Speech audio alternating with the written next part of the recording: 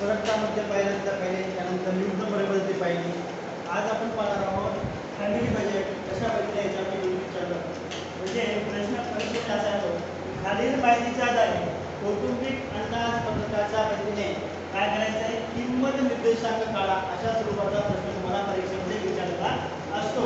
आणि या प्रश्नाचा अशा प्रश्नासोबत तुम्हाला एक जुन्या वर्षाचं म्हणजे मूळ वर्षाची किंमत आणि भार दिलेली असते.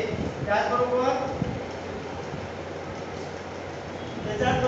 चालू वर्ष बजेट वर्ष म्हणजे त्याच्यानंतरचं जे वर्ष असतं त्याचं सुद्धा काय दिली असते किंमत दिलेली असते. ओके, तर बघा इथं वस्तू दिली A B C D भार दिला 5 7 6 2. त्यानंतर 1995 ची किंमत दिली आहे 2 2.5 3 1. 1996 ची किंमत दिलेली आहे 4.5 3.2 4.5 1.8 हे दिलेलं आहे. लक्षात ठेवा जे जुनं वर्ष असतं त्याला मूळ वर्ष म्हणतात. त्या मूळ वर्षाच्या किमतीला P0 म्हणायचं, त्या मूळ वर्षाच्या भाराला Q0 म्हणायचं.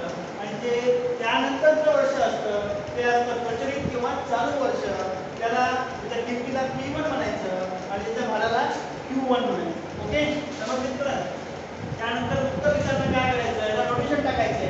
1995 चं जुनं वर्ष आहे त्या भाराला काय म्हणलं आपण Q0, त्यानंतर त्याच्या किमतीला काय म्हणताय P0 आणि 1996 त्यानंतर जे वर्ष आहे त्याला आपण म्हणताय P1. ओके, हे सगळं टेबल मध्ये अंक याच्यामध्ये मांडून घ्यायचे आणि त्यानंतर काढायचा P काढण्यासाठी आपण काय करतो की P01 P1 भागिले P0 गुणिले 100 संभाजी.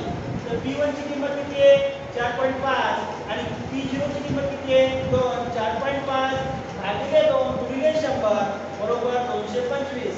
सेम तसंच करायचं 3.2 ला 2.5 ला लागायचंय गुणिले 100 करायचं ते आलं 128.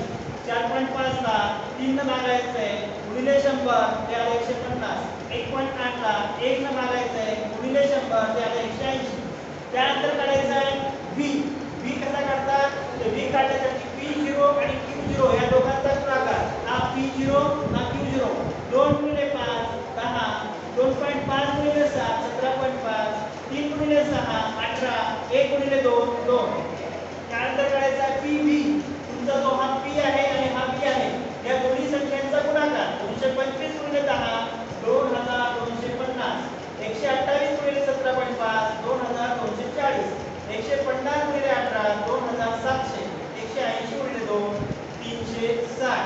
त्यानंतर V चं एकत्रित काय करायचं समेशन करायची बेरीज करायची. या सगळ्यांची बेरीज झाली 47.5 आणि PV ची पण तशीच बेरीज करायची. त्याला म्हणजे समेशन PV ही आली 7450. आता यांच्या सूत्रामध्ये यांना मांडायचं P0 बरोबर समेशन PV भागिले समेशन V. समेशन PV किती आहे 7550 आणि V किती आहे 47.5. तर 7550 ला 47.5 ला भागला ते आला 158.94. या ठिकाणी हे गणित संपलं. ओके, समजलं का? हो सर समजलं.